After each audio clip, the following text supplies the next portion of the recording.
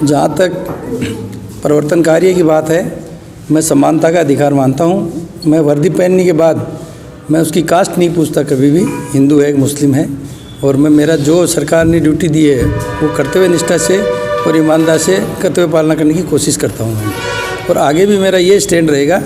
हाँ, गरीब है उसको आप मौका दे दो, लेकिन कार्य तो उसको करना ही पड़ेगा। उसका कोई टैक्स बकाया है और कोई गलती है उसको सुधार करनी पड़ेगी उसको।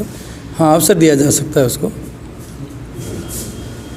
आप क्या महसूस कर रहे हैं, आपको सम्मानित किया है? मुझे बहुत अच्छा लग रहा है। मैं अभिभूत हूँ कि अपनों के द्वारा और अपनों के साथ मैं यहाँ सम्मानित होने के लिए आया हूँ। सम्मान नहीं है, ये इनका लाड प्यार है। सम्मान वहाँ से दिल्ली से लेके आया हूँ मैं, ये इनका लाड प्यार है।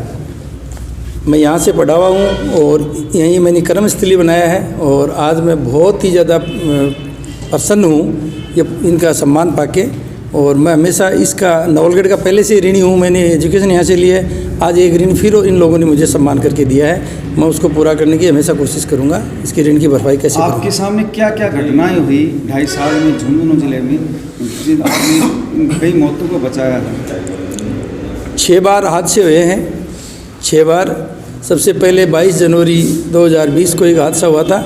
इसमें कोई हमारे तारपा स्टैंड के पास ही एक कैंपर गाड़ी ने मोटरसाइकिल को ऐसी टक्कर मारी थी कि मोटरसाइकिल के 2 टुकड़े हो गए थे, और वो बंदा, बहुत कोहरे का दिन, घने कोहरे का दिन था, मोड़ में उसको टक्कर मारी। वो घायल अवस्था में पड़ा था।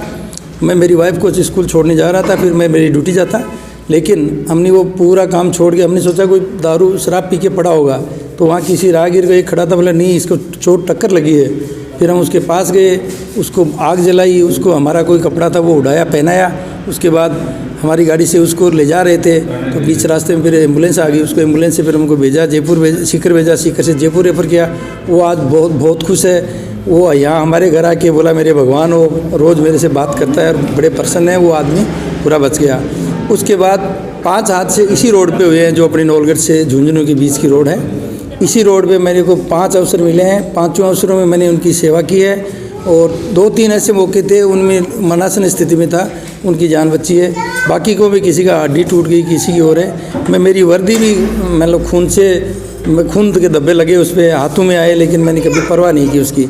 और उन लोगों को उनके इलाज और उनके परिजन जब तक आए नहीं, और बड़े पैसे की भी कोई समस्या नहीं आने दी, और मैंने अंजाम तक जाके और वो मेरा काम पूरा किया, सामाजिक सरोकार समझते हुए ड्यूटी के अलावा। से शुरू की थी, आप बाद में अधिकारी बनने के बाद कुछ महसूस हुआ, और क्या सुकून मिलता है आप लोगों की सेवा करते हैं?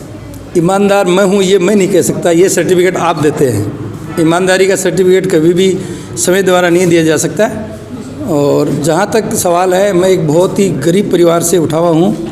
मैं आज भी मेरी नौकरी से पहले, सबसे पहले मेरी जो वाइफ है, वो हम 4 भाई हैं, 5वां भाई हमारा वो है, वो हमारे को पूरा सहयोग करती है। मेरे को साफ मना है कि हम अपने घर में इस तरह का एक पैसा भी आना नहीं चाहिए कभी। और संस्कार ऐसे ही थे, पिताजी गरीब किसान थे और हमेशा अभाव में जिए हैं। तो और अभाव में जीने में हमको आज भी मज़ा आता है। मेरे पास कोई बहुत ज़्यादा कपड़े भी नहीं है, बहुत ज़्यादा ऐसा भी नहीं है, मैं शान शौक से नहीं रहता। मैं गरीब लोगों की तरफ देख के रहता हूँ। मेरी ढाणी में समाज में जो लोग गरीब हैं, उन गरीब वो कैसे रहते हैं, उनसे उनके साथ कैसे तालमेल बिठा के रखते हैं, मैं वैसे जीना पसंद करता हूं, और वही मुझे अच्छा लगता है। इसीलिए मैं इस तरह के कोई संस्कार या कोई पैसा मेरे पास नहीं आने देता हूं, जिससे कभी इस तरह की चीज़ों में हमको बाधा पहुंचे। हम लोग गरीब थे, गरीब ही रहें और अभाव में जिए, उसमें मज़ा आता है।